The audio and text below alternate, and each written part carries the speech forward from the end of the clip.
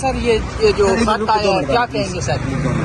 دیکھیں 75 سال بعد یہ بہت بڑا ایک سوالیہ نشان ہے کہ جو لوگ ہمیں انصاف دیتے ہیں اب وہ خود انصاف کے متلاشی ہیں۔ بحیثیت وکیل بڑا مجھے افسوس ہوا کیونکہ ان جج صاحبان کی ہم بہت عزت کرتے ہیں اور چاہے جتنا بھی اختلاف ہو ہم اپنا احترام کا دامن ہاتھ سے نہیں جانے دیتے، لیکن یہ جان کے بڑا افسوس ہوا کہ ان کو کس طرح کے مسائل ہیں اور کس طرح کے تھریٹس میں وہ کام کر رہے ہیں۔ میں ان کو شاباش دیتا ہوں کہ اس مشکل کے باوجود انہوں نے ہمت پکڑی ہے اور انہوں نے اپنے جو بھی ان کو مسائل ہیں اس سے اپنے چیف جسٹس صاحب کو سپریم جوڈیشل کونسل کو آگاہ کیا ہے۔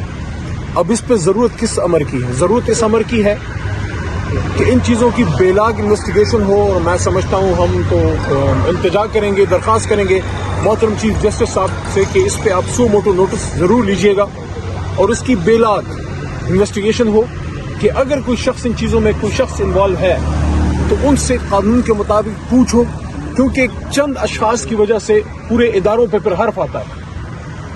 جب تک یہ ادارے اپنے لمٹ کے اندر کام کرتے ہیں، جو دفاع کے ادارے ہیں، جو حساس ادارے ہیں، وہ ہمارے سروں کا تاج ہے، لیکن جہاں لمٹ کراس ہوتی ہے تو پھر آئین کی حد شروع ہوتی ہے۔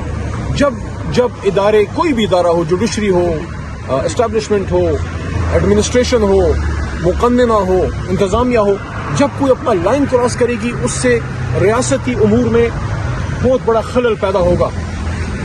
دوسری چیز بہت امپورٹنٹ یہ ہے کہ جتنے بھی قانون کے طالب علم ہیں ان کو یہ پتا ہوگا کہ پاکستان میں جتنے بھی آئین آئے، آخری آئین 1973 کا تھا، اس سے پہلے 56 کا یا 62 کا، ان سب میں ایک چیز قدر مشترک تھی، وہ تھی قرارداد مقاصد۔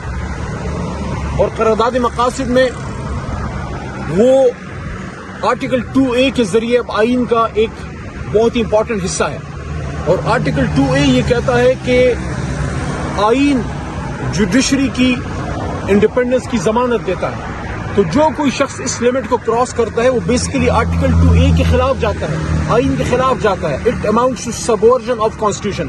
اس لیے معمولی معاملہ نہیں ہے، اس کی پوچھ تاچھ ہونی چاہیے تاکہ جو گنہ گار ہیں ان کو سزا ملے اور ملک کا نظام آگے جائے۔ سر یہی باتیں اعظم سواتی صاحب کرتے رہے ہیں جو کل جج صاحب نے اپنے لیٹر میں کی ہیں، تو کیا کہنا چاہیں گے آپ؟